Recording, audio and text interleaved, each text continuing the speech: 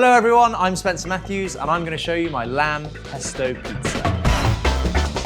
First things first, char some aubergine and courgette slices on a hot griddle. Whilst these beauties are cooking away, roll out some pizza dough in a rough oval. Generously spread pesto onto your base and layer on some veggies.